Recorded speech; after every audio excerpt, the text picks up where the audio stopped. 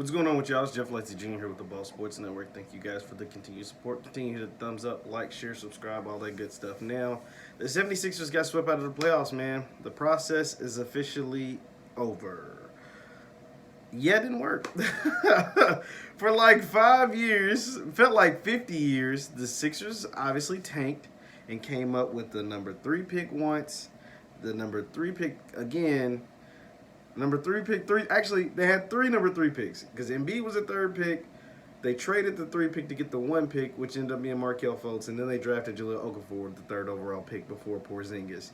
And then obviously they had the number 1 overall pick that they won the lottery and drafted Ben Simmons. And they had the number 1 overall pick, like I said previously, to get Markelle Fultz, and he was a bust, and Jahlil Okafor was a bust, and Embiid didn't play the first like 2.5 years of his career, and then Simmons is good, and Embiid is an all-star. Both of them all-stars now, but Simmons can't shoot, and Embiid gets hurt. But now Simmons get hurt all the time, and Embiid, they don't know if he loves the game like he should, and he's lazy or whatever. He doesn't work in the offseason like he should, and they just got swept. I mean, just to sum it all up, all that I just said, they just got swept, and they have almost $500 million in contracts going into next season because they signed Al Horford to $100 million deal. They signed Tobias Harris, who's just an average NBA player, to a $180 million deal. They chose Tobias Harris over Jimmy Butler. And then Embiid and Simmons are both on $150 million deals. Yeah, this was a disaster.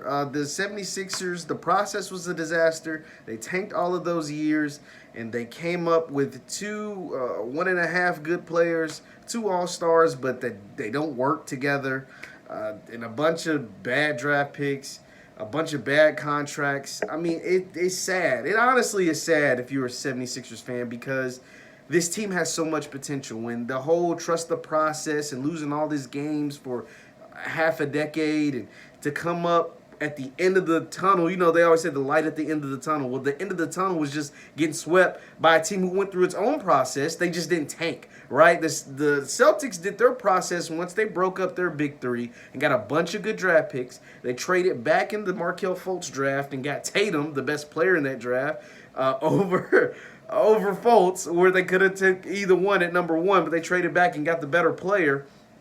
And then they made good free agent signings, going out and getting Kemba Walker, letting Terry Rozier go, going out and getting Gordon Hayward, which he's still, playing like whatever, and he gets hurt all the time. But whatever, he's still a solid player. He's better than Tobias Harris. He's been better for the Celtics than Tobias Harris has. And then they have a great coach. Brad Stevens is just a really good coach, and so it works for them. Their process actually worked. Danny Ainge knows what he's doing. People can talk about Danny Ainge all they want. He knows what he's doing. The 76ers, they just fired Brett Brown, so that's a step in the right direction. But is Elton Brand the right guy for the job? I mean, he didn't make all of those bad decisions, but he did sign Tobias Harris over Jimmy Butler. He did do that.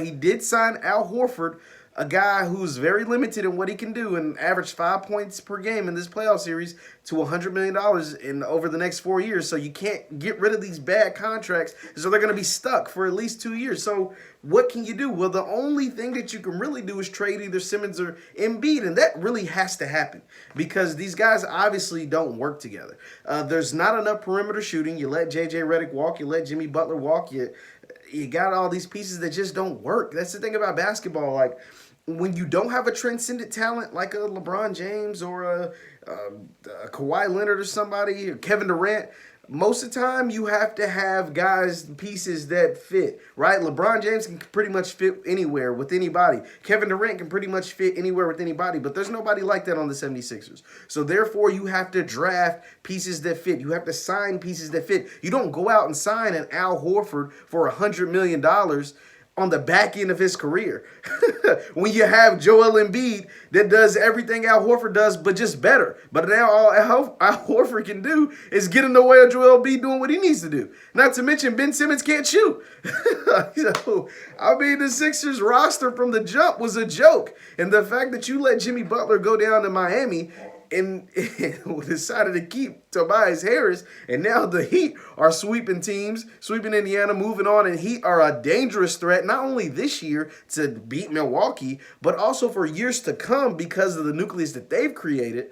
I mean, you could have had Jimmy in your locker room, kept him there, and at least you were competitive when Jimmy was there. and you let Jimmy walk, and you got $500 million worth of contracts through the next 4 to 5 years, you got to trade Simmons. I mean, that's the only thing, because Tobias and Al Horford are untradeable. Like, those contracts, you can't do anything with that. So Simmons and Embiid are your two guys that you can move that somebody would actually want. And Simmons probably has the most trade value because he's young, but now he's starting to get injured a lot. And that's going to scare a lot of teams. But at least you could probably get something for Simmons.